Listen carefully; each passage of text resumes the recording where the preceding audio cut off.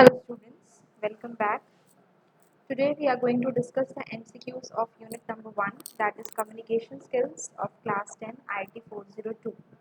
तो आपकी NCERT book में जितने भी MCQs दिए हुए हैं which are very important for the term 1 exams, आज हम वो डिस्कस करेंगे. फर्स्ट ऑफ ऑल हम स्टार्ट करते हैं सेशन नंबर 1 से, जिसका फर्स्ट क्वेश्चन है which of the following is not an element of the communication with in the communication process cycle.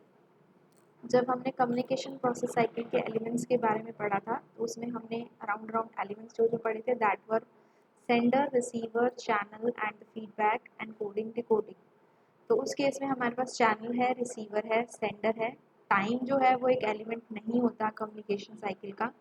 That is why the question, according to the question the answer will be time. Channel जिस चीज़ के through message send किया जा रहा है, receiver जो message को ले रहा है और सेंडर जो मैसेज को सेंड कर रहा है. So time is not an element. This is the correct option. Now we move to question number 2. You need to apply leave at work. Which method of communication will you use? आपको अपने institution में leave के लिए apply करना है तो आप कौन से कम्युनिकेशन मेथड का यूज़ करेंगे. Of course when we apply for leave at work हम वहाँ पे कुछ ना कुछ लिखते हैं. Written communication is there. तो रिटन कम्युनिकेशन में अगर हम इन चारों में से देखें, ईमेल, पोस्टर, न्यूज़लेटर और ब्लॉग, ये चारों हमारे रिटन कम्युनिकेशन में आते हैं. लेकिन वर्क पे लीव अप्लाई करने के लिए हम क्या कर सकते हैं, we can just send an email. Email will be the correct answer. Posters हम नहीं बनाएंगे इसके लिए, ना ही न्यूज़ लेटर्स, ना ही ब्लॉग, क्योंकि ये हम डिफरेंट कॉम्पिटिशन्स वगैरह के लिए करते हैं. एक प्रोफेशनल वर्क में काम करने के लिए हम नॉर्मली ईमेल सेंड करते हैं. So email will be the correct answer. Now we come to question number 3. By which action can senders send their messages. किसी पर्सन को अगर अपने मैसेज को सेंड करना है तो वो किस एक्शन के थ्रू सेंड कर सकता है. गेस्चर्स यानी कि facial expressions, body movement, symbols, उसके थ्रू. स्पीकिंग बोल के, रीडिंग पढ़ के, और राइटिंग लिख के. तो हमें यहाँ पे एक्शन बोला हुआ है, इसलिए हमारा जो आंसर होगा that will be gestures. Gestures के अंदर हमारी बॉडी मूवमेंट्स आ जाती हैं लाइक वेविंग द हैंड, और हमारे facial expressions etcetera will come. Next we come on to the next session, that is session number 2, MCQs.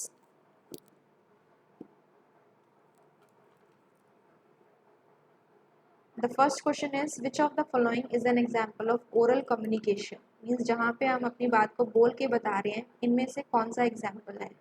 Newspaper, letters, phone call, email. Newspapers written content is there, letters written content is there, phone call is the one जो कि हमारा oral communication का part है, example है. Email में भी written communication होता है. तो ये तीनों A, B and D आपके रिटन है. फोन कॉल आपका ओरल कम्युनिकेशन है. Next is question number 2. What are the types of words we should use for the verbal communication.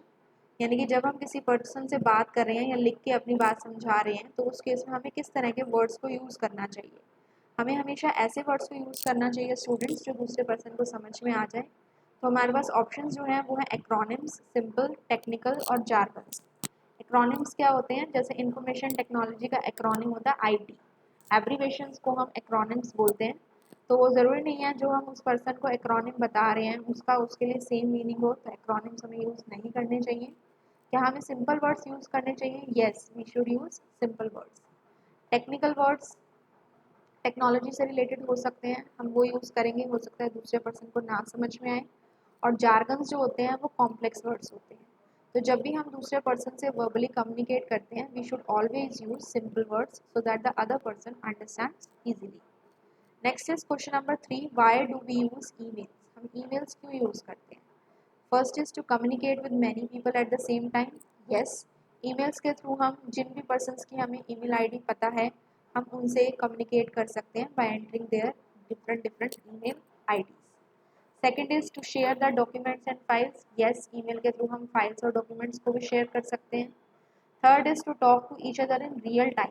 Same time पे कम्युनिकेशन नहीं हो पाती. रियल टाइम कम्युनिकेशन कैसे होती है, जैसे हम व्हाट्सअप पे करते हैं कि आपका फ्रेंड ऑनलाइन है, आप भी ऑनलाइन हो, तो आपस में दोनों आप कन्वर्स कर रहे हो. तो रियल टाइम क्या हुआ, जो आप मैसेज भेज रहे हैं इंस्टेंट आपको उसका रिप्लाई आ रहा है. तो ईमेल में रियल टाइम कम्युनिकेशन नहीं होगी. नेक्स्ट है to keep a record of the communication. Yes, email के अंदर अगर आपने किसी पर्सन को मैसेज भेजा है, किस टाइम पे भेजा है, आपके पास उसका रिकॉर्ड होता है. और उस पर्सन को किस टाइम पे मेल आया, उसमें क्या क्या कंटेंट था, क्या क्या फाइल्स अटैच थी, वो भी सारा रिकॉर्ड होता है. So for this question we have 3 correct options. Next is session number 3, that is non-verbal communication. The very first question is,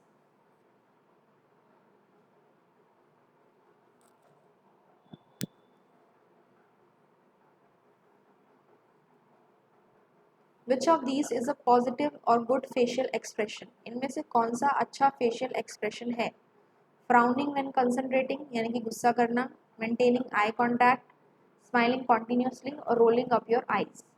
good facial expression students आपका कौन सा होगा? जहाँ पे हम दूसरे पर्सन से आई कॉन्टैक्ट को बना के रखें. एंग्री होना, कंटिन्यूसली स्माइल करते रहना या अपनी आईज को रोल अप और रोल डाउन करना, ये अच्छे फेशियल एक्सप्रेशंस नहीं माने जाते. Okay, the next one is, what does an upright straight body posture convey और show? If you are sitting in a straight body posture तो वो क्या कन्वे करेगा दूसरे पर्सन को? प्राइड, प्रोफेशनलिज्म, कॉन्फिडेंस और ह्यूमिलिटी. तो आपके पास यहाँ पे 4 ऑप्शंस हैं. अगर आप स्ट्रेट बैठे हैं तो इट शोज दैट आप कॉन्फिडेंट हैं, आप प्रोफेशनल पर्सन हैं और आप कॉन्फिडेंट हैं. These are the 2 correct answers. Okay, pride एक तरह से आ जाता है जब हम बहुत बहुत ज़्यादा प्राउड फील करने लग जाते हैं, दैट थिंग, तो वो नहीं होगा. अब ह्यूमिलिटी भी नहीं होगा, बिकॉज अगर हम स्ट्रेट बैठे हैं तो कहीं ना कहीं हम कॉन्फिडेंट हैं और हमारे प्रोफेशनलिज्म को शो करें. ठीक है. The next is question number 3. Which of these is not an appropriate non-verbal communication at work? इनमें से कौन सा non-verbal communication सही नहीं है? Non-verbal means जहाँ पे हम अपनी बात को बोलकर या लिखकर नहीं बता रहे, gestures के थ्रू बता रहे हैं. तो keeping hands in pockets while talking, क्या हमें pockets में hand रखना चाहिए बात करते हुए? No. Talking at a moderate speed, ठीक स्पीड पे बात करनी चाहिए? Yes. Sitting straight, straight बैठना चाहिए? Yes. Tilting head a bit to listen, सुनने के लिए, दूसरे की बात को सुनने के लिए अपने हेड को थोड़ा सा आगे की तरफ टिल्ट करना चाहिए, वो भी बात ठीक है. तो ऐसा कौन सा बिहेवियर है जो अप्रोप्रिएट नहीं है? द वेरी फर्स्ट वन, यानी कि पॉकेट्स में हैंड रखना बात करते हुए.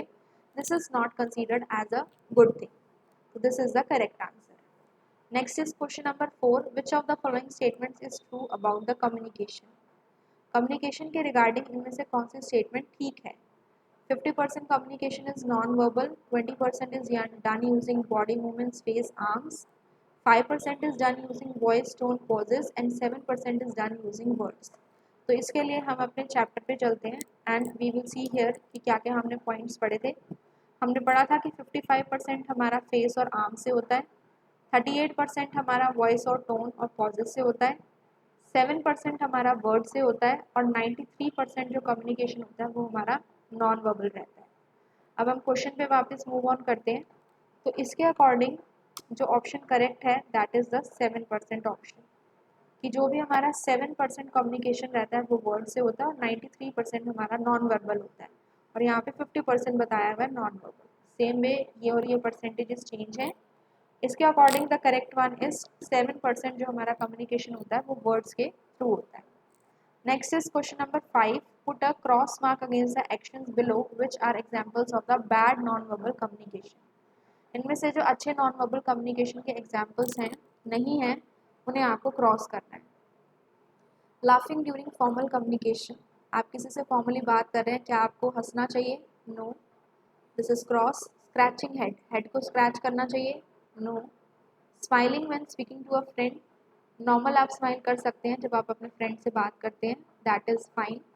Nodding when you agree with something, जब आप किसी की बात को समझ जाते हैं और एग्री करते हैं तो आप हाँ में सिर हिलाते हैं, that is also fine. Standing straight, this is also fine. Yawning while listening, जब आप उबासी लेते हैं वाइल सुनते हुए किसी बात को, that is not good, that is wrong. Sitting straight, that is fine. Maintaining eye contact while speaking, दूसरे पर्सन के साथ आई कॉन्टैक्ट बना के रखना, that is also fine. Biting nails, nails bite नहीं करने चाहिए, this is wrong. Firm handshake, जब आप इससे हाथ मिलाते हैं तो फर्मली मिलाना चाहिए बिकॉज वो आपके कॉन्फिडेंस को शो करता है. क्लेंचिंग जॉज, जॉज को क्लेंच करना चाहिए, दबाना चाहिए, no, this is also wrong. Looking away when someone is speaking to you, कोई आपसे बात कर रहा है और आपका उधर ध्यान ही नहीं है, वो भी गलत चीज़ है. Intense stare, intense stare means आप एक ही तरफ देखे जा रहे हैं, स्टेयर किए जा रहे हैं, that is also wrong. So these are some of the bad non-verbal communication examples. इसके बाद हम नेक्स्ट सेशन पे मूव ऑन करते हैं. नेक्स्ट सेशन हमारा है, इसके जो क्वेश्चन हैं that is which of the following are the examples of feedback. अब फीडबैक आपको पता है किसी भी कम्युनिकेशन में क्लास बहुत इंपॉर्टेंट चीज़ होती है, तो कौन सा ऐसे एग्जाम्पल्स हैं जो पॉजिटिव फीडबैक के हैं। Excellent, your work has improved, I notice your dedication towards the project, you are always doing it the wrong way, और ऑल ऑफ द अबव। तो अब देखिए, अगर हम ए और बी पार्ट को देखें तो पॉजिटिव फीडबैक है excellent, your work has improve, तो ये हो गया हमारा positive feedback. I notice your dedication towards the project, यानी कि हम एक तरह से उस स्टूडेंट को अप्रिशिएट कर रहे हैं, तो ये भी पॉजिटिव फीडबैक है। You are always doing it the wrong way, तो यहाँ पे हम उस पर्सन की या उस स्टूडेंट की कमी के बारे में बता रहे हैं, तो ये हमारा पॉजिटिव फीडबैक नहीं हो सकता, और ऑल ऑफ द अबव भी नहीं हो सकता। नेक्स्ट आपका है question number 2, which of these are the examples of the negative feedback, यानी कि हम किसी को रिप्लाई कर रहे हैं लेकिन नेगेटिव वे में। I hate to tell you this but your drawing skills are poor, हम क्या बता रहे हैं कि आपके ड्राइंग स्किल्स जो है बहुत खराब हैं, तो एक नेगेटिव फीडबैक हुआ। You can surely improve your drawing, this is a positive feedback. This is a good drawing but you can do better, यहाँ पे भी इम्प्रूव करने के लिए हम बोल रहे हैं, तो this is also positive feedback. तो इसमें से हमारा जो पॉजिटिव नेगेटिव फीडबैक हुआ that is option number A. Next is which of the following are effective components of good feedback. Good feedback के क्या क्या अच्छे कंपोनेंट्स रहते हैं, इफेक्टिव कंपोनेंट्स रहते हैं। Detailed and time consuming, detailed होना चाहिए लेकिन टाइम कंज्यूमिंग ज़्यादा हो तो वो अच्छा कंपोनेंट नहीं होता। डायरेक्ट एंड ऑनेस्ट, क्या हम किसी पर्सन को डायरेक्टली बता दें जो भी हमारा फीडबैक है, नो। हमारा फीडबैक कैसा होना चाहिए, स्पेसिफिक होना चाहिए। ओपिनियन बेस्ड में होता है, किसी पर्सन का कुछ ओपिनियन हो सकता है, किसी पर्सन का कुछ और ओपिनियन हो सकता है। तो एक अच्छे फीडबैक के जो कंपोनेंट्स होते हैं वो क्या क्या आते हैं कि वो स्पेसिफिक होना चाहिए, आप पर्टिकुलर पॉइंट पे बताइए कि यहाँ पे आपने अच्छा किया है, तो answer is the specific feedback. Okay, next is session number 5, barriers to effective communication. So we will move on to the question answers of this session. Question है हमारे पास students, which of these is not a common communication barrier. हमने barriers के बारे में पढ़ा था, जो जो प्रॉब्लम्स हम फेस करते हैं कम्युनिकेट करते हुए, उसमें आपके लिंग्विस्टिक बैरियर हो सकते हैं जहाँ पे एक दूसरे को लैंग्वेज नहीं समझ आ रही, इंटरपर्सन हो सकते हैं, आपस में कुछ प्रॉब्लम हो सकती हैं बात करते हुए, that can also be there. Financial barriers जो है वो कम्युनिकेशन में नहीं होते, फाइनेंशियल बैरियर और किसी ट्रांजेक्शन के पर्टिकुलर फॉर्म में हो सकते हैं, लेकिन कम्युनिकेशन में मनी से रिलेटेड कोई पार्ट नहीं होता, इसलिए financial barrier will be the correct answer. Organizational barrier हो सकते हैं बिकॉज हर कंपनी के हर इंस्टीट्यूशन के अपने रूल्स होते हैं, और अगर आप वहाँ पे उनको प्रॉपर फॉलो नहीं कर सकते या कुछ ना कुछ उनके अंदर ऐसी चीज़ें हैं जो आपको कम्युनिकेट करने में कहीं ना कहीं रुकावट पैदा कर रही हैं, that is known as organizational barrier. Next is which of these are the ways to overcome the communication barrier. ऐसे कौन कौन से वे हैं जिनसे हम बैरियर्स को रोक सकते हैं या उनको कम कर सकते हैं। Respecting each others differences, yes, हमें एक दूसरे के डिफरेंसेस को रिस्पेक्ट करना चाहिए, क्योंकि किसी पर्सन के केस में कोई बात उनके लिए ठीक हो सकती है, कोई बात हमारे लिए ठीक हो सकती है। यूजिंग अ ट्रांसलेटर, यस, हम ट्रांसलेटर का यूज़ कर सकते हैं in order to understand 2 different languages. Not communicating at all, ये गलत चीज़ है कि हम दूसरे से बात ही ना करें तो हम क्लियर नहीं हो पाएंगे।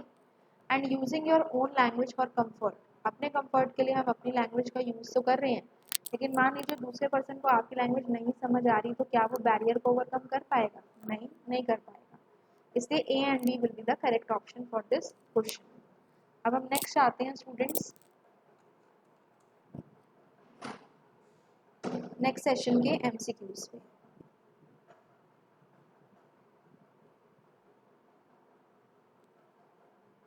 तो फर्स्ट क्वेश्चन हमारे पास है, in which of the following the underline verb is an adjective. अब इसमें वर्ड अंडरलाइन नहीं है, तो इस केस में हम देख लेते हैं कि एडजेक्टिव कौन कौन से वर्ड्स हैं। Radha has a red dress, first of all adjective क्या होता है, कोई भी ऐसा word, any word which describes a noun और अ प्रोनाउन, उसकी क्वालिटी को बताता है। Radha has a red dress, dress is the noun here, और ड्रेस की क्वालिटी है कि it is of red colour, so in this case red is an adjective. I can speak French, इसके अंदर हमारे पास कोई भी एडजेक्टिव नहीं है, क्योंकि यहाँ पे नाउन की कोई क्वालिटी नहीं बताई गई है, तो इसमें कोई एडजेक्टिव नहीं है। The girl on the train is a best seller, this is the name of the book the girl on the train, तो ये नाउन हो गया, it is a best seller, ठीक है, तो वो कैसी है, it is a best seller. तो बेस्ट सेलर क्या हो गया, एडजेक्टिव हो गया। अब्दुल कैन स्विम फास्ट, तो यहाँ पे हमें नाउन की कोई क्वालिटी नहीं बताई गई है, इसीलिए इस सेंटेंस में भी कोई एडजेक्टिव नहीं है। तो हमारे पास जो एडजेक्टिव है वो ऑप्शन नंबर ए और सी में है, लेकिन क्वेश्चन है कि कौन से अंडरलाइन वर्ड जो है वो एडजेक्टिव हैं। क्वेश्चन में अंडरलाइन नहीं किया हुआ है, इसलिए इसके according we can not tell the answer. इसलिए हमने ये चेक कर लिया कि कौन कौन से सेंटेंस में एडजेक्टिव है और कौन सा वर्ड है जो एडजेक्टिव है। ठीक है, next is which of these sentences is capitalised correctly. कौन सा ऐसा सेंटेंस है जो अच्छे तरीके से कैपिटलाइज्ड है, ठीक तरीके से। Ravi and I are going to the movies, हमने पढ़ा था कि आई जो है वो कैपिटल होना चाहिए, this is not capitalized correctly. Salim is visiting India in July, July का जे इज स्मॉल, ये भी करेक्ट नहीं है। Tiger is a strong animal, the tiger is a strong animal, इस केस में this is capitalized properly, the is also T capitalized, तो ये हमारा करेक्ट आंसर हो गया। नेक्स्ट है she is arriving on Monday, first letter is capital and day का first letter is also capital, that is why इस question में students option number C और डी जो है वो हमारे क्या है, they are capitalized correctly. Next आता है which of these sentences are punctuated properly, यानी कि सेंटेंस के अकॉर्डिंग जो उसमें साइन होता है, full stop, exclamatory, interrogative sign, question mark sign, वो इसमें सब में है या नहीं है। When is the party, we know that हम इसमें क्वेश्चन पूछ रहे हैं तो क्वेश्चन मार्क होना चाहिए, ये करेक्ट नहीं है। I had bread omelette and banana for the breakfast, जब हम सेम टाइप के थिंग्स की बात करते हैं तो उसमें कोमा आना चाहिए, which is not there. Next is I am so excited about my first foreign trip, normal information दे रही हैं तो एक्सक्लेमेशन मार्क नहीं रिक्वायर्ड होता, normal full stop will come. This is Abdul's notebook, ये एक जनरल इन्फॉर्मेशन प्रोवाइड की जा रही है और लास्ट में फुल स्टॉप है, तो यही एक ऐसा सेंटेंस है आउट ऑफ द 4 ऑप्शन जो अच्छी तरह से पंक्चुएटेड है। Option D is the correct option. Okay, next is question number 4, in which of these sentences can you find an adverb. Adverb कोई भी ऐसा वर्ड होता है जो वर्ब की क्वालिटी को बताता है, वर्ब कैसे हुई, कहाँ हुई और कब हुई। Divya drinks milk every day, so in this case adverb आपका क्या हुआ, सबसे पहले वर्ब को ढूंढिए, इसमें वर्ब है drinks, how, when and where, तो यहाँ पे हमें वर्ब के लिए आंसर मिल रहा है when, every day, adverb of time answer मिल रहा है every day, that is why the word every day is an adverb. Sanjay gifted me a new pen, what is the verb, gifted, gifted क्या किया है, pen, कैसा pen है, new pen है, तो Sanjay gifted me a new pen, तो ये तो पेन की क्वालिटी हो गई, तो पेन की क्वालिटी तो हो गई न्यू, न्यू हुआ एडजेक्टिव, लेकिन यहाँ पे हमें इस सेंटेंस के अंदर एडवर्ब बतानी है, तो वर्ब की कोई इसमें क्वालिटी या कोई ऐसे नहीं बता रखा हाउ, व्हेन एंड वेयर, इसलिए इसके अंदर एडवर्ब नहीं है। नेक्स्ट है I open the door lock, I open the door lock, क्या इसके अंदर एडवर्ब है, नहीं है। वर्ब है ओपन, कैसे ओपन हुआ, कब ओपन हुआ या कहाँ ओपन हुआ वो नहीं बता रखा, इससे एडवर्ब नहीं है। She is, Sita is 5 feet tall, अब इसमें हेल्पिंग वर्ब है सिर्फ इज और उसके बारे में कोई चीज़ नहीं बता रखी है, तो ऐसा कोई भी वर्ड नहीं है जो वर्ब को डिस्क्राइब कर रहा हो, तो इसलिए हमारी इसमें भी एडवर्ब नहीं है। सिर्फ हमारी फर्स्ट सेंटेंस में Divya drinks milk every day, तो word every day is an adverb, ऐसा वर्ड जो वर्ब के बारे में बताए कि वो कैसे हुई, कब हुई और कहाँ हुई। ठीक है, next students we move on to the next MCQs, that is last session MCQs।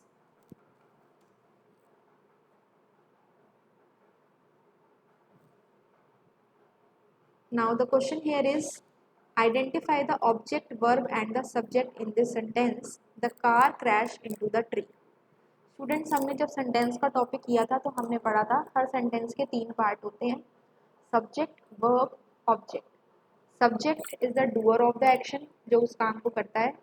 Verb action words होते हैं, breaking, eating, goes, plays, like this, और जो उस काम को रिसीव करता है, one who is the receiver of the action, वो हमारा होता है स्टूडेंट्स ऑब्जेक्ट। तो यहाँ हमारे पास है the car crash into the tree, किसकी बात कर रहे हैं, काम को कौन कर रहा है, कार कर रही है, तो सब्जेक्ट क्या हुआ, कार। क्रैश्ड, क्रैश क्या है, जो एक्शन वर्ड है, दैट इज वर्ब, और किसके ऊपर काम हो रहा है, ट्री के ऊपर, तो वो क्या हो गया हमारा ऑब्जेक्ट, सब्जेक्ट वर्ब ऑब्जेक्ट। तो अगर हम ऑप्शंस के अकॉर्डिंग देखें तो फर्स्ट ऑप्शन देखिए, ऑब्जेक्ट अ ट्री, ठीक है, वर्ब क्रैश, ठीक है, सब्जेक्ट द कार, ठीक है, ऑप्शन नंबर ए हमारा करेक्ट ऑप्शन है, ठीक है। नेक्स्ट हम आते हैं, identify the indirect object in the sentence. अब देखिए क्लास, सेंटेंस में दो तरीके के ऑब्जेक्ट होते हैं, डायरेक्ट और इनडायरेक्ट। जिस वर्ड से आपको बट का आंसर मिल जाए वो आपका डायरेक्ट ऑब्जेक्ट, जिस वर्ड से आपको टू होम या फोर होम का आंसर मिल जाए वो आपका indirect object. The band played music for the audience, काम कौन कर रहा है, द बैंड, वो हो गया हमारा सब्जेक्ट, काम क्या हो रहा है, प्लेड, वो हो गई हमारी verb. What did they play, they played music, तो ये हो गया डायरेक्ट ऑब्जेक्ट, और किसके लिए बजाया, फॉर द ऑडियंस, तो ये हमारा हो गया क्लास इनडायरेक्ट ऑब्जेक्ट। इस सेंटेंस में बट का आंसर हमें मिल रहा है म्यूजिक पे, तो वो हुआ डायरेक्ट ऑब्जेक्ट, और whom किसके लिए बजाया वो हमें मिल रहा है द ऑडियंस पे, वो हो गया हमारा इनडायरेक्ट ऑब्जेक्ट। क्वेश्चन में हमसे क्या पूछा गया, इनडायरेक्ट ऑब्जेक्ट, आंसर हो गया हमारा ऑडियंस। नेक्स्ट है, which of these is an imperative sentence. Imperative sentence कौन सा होता है स्टूडेंट्स, जिसमें रिक्वेस्ट होती है और कमांड होती है। Switch off the fan, command, yes it is an imperative sentence. Sheela has gone to the market, इसमें कोई कमांड रिक्वेस्ट परमिशन नहीं है, no. Where are my pen colours, question है, interrogative sentence. Oh no I miss the flight, ये भी कोई request या command नहीं है, इसलिए option A is the correct one. Next is question number 4, which of these sentences is in the active voice. Active voice मतलब जो person काम कर रहा है वही उसका सब्जेक्ट भी है। A movie is being watched bye them, तो काम कर रहे हैं देम, यानी कि वो लोग काम कर रहे हैं, लेकिन यहाँ पे इस सेंटेंस में भी ये ऑब्जेक्ट बना हुआ है, तो इसलिए ये एक्टिव वॉइस में नहीं है। इसके बाद the car was repaired bye Raju, काम कर रहा है राजू, लेकिन ये भी सेंटेंस में कहाँ है, एज अ ऑब्जेक्ट काम कर रहा है, तो ये भी नहीं ले सकते। He is reading a book, यहाँ पे ही जो है वो सब्जेक्ट है, काम भी वही कर रहा है और वो सब्जेक्ट में भी है, इसलिए this sentence is in the active voice. Next है, the thief was being chased by policeman, doer of the action policeman है, लेकिन इस सेंटेंस में वो ऑब्जेक्ट के प्लेस पे आ रहा है, इसलिए हम इसे भी एक्टिव वॉइस में नहीं ले सकते। तो स्टूडेंट्स हमारा करेक्ट ऑप्शन क्या हुआ, he is reading a book. तो इसके साथ स्टूडेंट्स हमने सेशन नंबर 1 से लेके जितने भी आपके 7 तक के जितने भी सेशंस थे यूनिट नंबर 1 में, we have covered all the MCQs. आगे हम और एमसीक्यूज को कवर करेंगे of your class. I hope students you have understood the question. अगर आपको किसी भी क्वेश्चन में कोई डाउट है तो you can ask me in the comment section. I will meet you again in my next video. Thank you.